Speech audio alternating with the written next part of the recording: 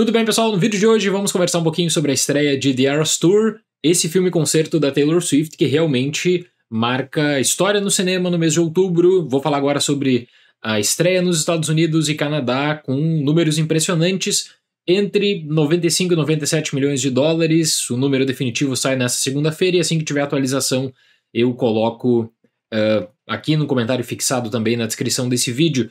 Qualquer coisa acima de 96,2 milhões de dólares, que é a estreia de Coringa, já marca a melhor estreia de outubro em números brutos da história do cinema nos Estados Unidos, o que é impressionante. E aí eu lembro que nós estamos falando aqui de uma produção que não tem um aparato tradicional de distribuição, não é de uma distribuidora gigante, é algo feito entre a empresa da Taylor Swift, especialmente com a distribuição da rede AMC, e que consegue aí se projetar também para várias salas de cinemas dos Estados Unidos, de modo que filmes como Exorcista, do David Gordon Green, acabam trocando a data de estreia justamente para não perder salas IMAX. Eu vou fazer um vídeo sobre a minha experiência com The Eras Tour, que foi algo que eu ainda não consigo descrever, porque, assim, eu não me considero fã da Taylor Swift, eu não conheço suas músicas. Eu notei que na minha sala, eu era a única pessoa que era tipo um outsider. E foi muito engraçado. Eu sabia que ia ser uma sessão diferente quando eu vi que o trailer de Napoleão estava passando antes de The Eras Tour, e os comentários do trailer de Napoleão, quando eu vou falar isso no vídeo, quando alguém pergunta assim: esse ator aqui é o ator do novo filme da Lady Gaga? E eu fiquei pensando, o Joaquin Phoenix, sim, tá falando de Coringa 2, sim, é o novo filme da Lady Gaga. Mas, enfim, eu sabia que seria uma experiência diferente e foi uma experiência única. Eu acredito que como filme-concerto, é um filme-concerto que tem muitos méritos, mas eu vou discutir especificamente sobre ele durante a semana. Agora eu tô nessa questão de viagem também. Agora, dia 19, vou para São Paulo por conta da mostra. Vou tentar gravar ainda para postar no canal em breve. Mas vamos lá. Entre 95 e 97 milhões de dólares de estreia é um número realmente impressionante. O The Numbers coloca a estimativa alta de 97 milhões de dólares. O número atual mesmo sai nessa segunda-feira.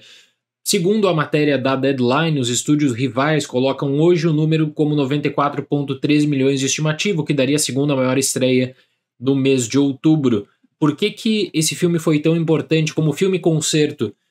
Tem um método de distribuição diferente, consegue gerar uma notoriedade em vários mercados, consegue gerar também atração internacional, tanto é que aí para você ter todo o compilado de resultado no mercado internacional, vai ser difícil pra caramba lidar semana a semana, porque, como eu disse, não está envolvido nessa questão de uma distribuidora tradicional. É muito mais um negócio de uma empresa direto com os exibidores. Alguns números que eu coloco como destaque: 11 milhões de dólares em salas IMAX, 96% de reações positivas no post-track, com 89% das pessoas recomendando de forma entusiasmada.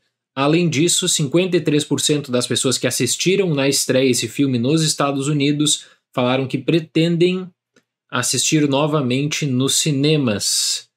Se isso se confirmar, seria realmente impressionante, até tendo em vista agora o calendário das próximas semanas. Por que isso aqui é algo histórico?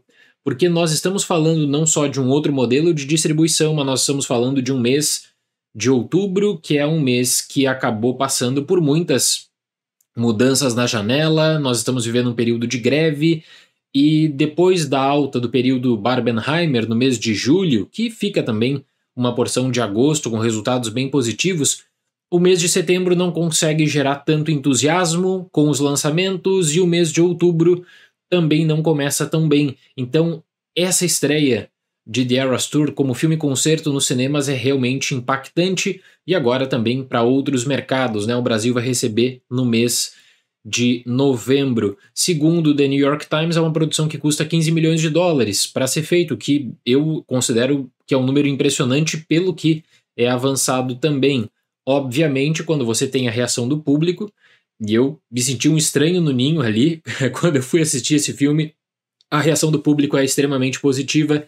Nota A positiva no CinemaScore, o que já era um tanto quanto óbvio, mas eu fiquei impressionado com o engajamento na sessão que eu estava, né? E tudo bem que você está falando de fãs, tudo bem que você está falando de pessoas que aguardavam muito isso, mas eu acho que mesmo para quem, como no meu caso, tá, não conhecia absolutamente nada de estrutura do show, da própria Taylor Swift, de encaminhamento, quando você nota o que é feito quanto a figurino, produção, cuidado, disposição de elementos no show, não tem como não admirar o trabalho que foi feito e toda essa estrutura que foi montada. E por que os exibidores colocam The Eras Tour como uma espécie de salvador dos cinemas a curto prazo, pelo menos entre outubro e novembro?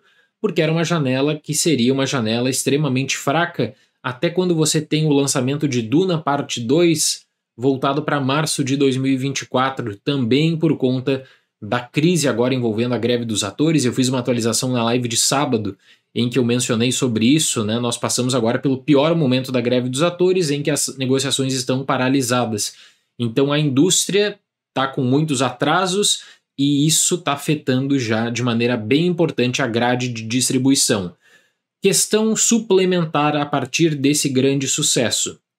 Será que nós teremos outros filmes concerto de tamanha notoriedade? E aí eu direciono a pergunta para você, espectador.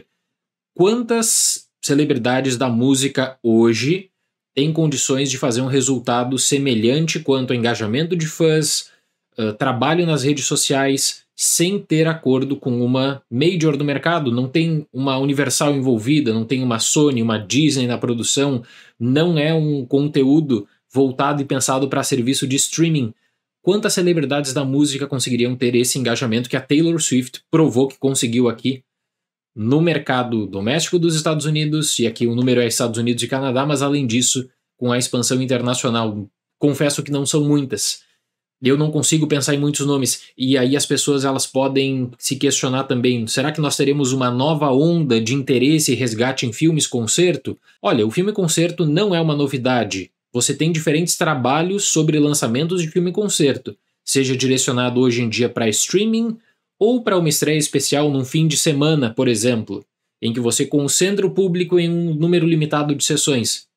Como ocorreu com The Eras Tour, isso é impactante e histórico mesmo. E eu penso que ele vai conseguir nas outras semanas de exibição também números tão bons quanto esse fim de semana inicial. É realmente aquele filme que eu acho que movimenta os fãs, que, pela minha experiência, tinha gente desde o primeiro minuto sorrindo, chorando, gritando, fazendo escândalo, dançando totalmente descontrolado, porque estava realmente curtindo aquela experiência.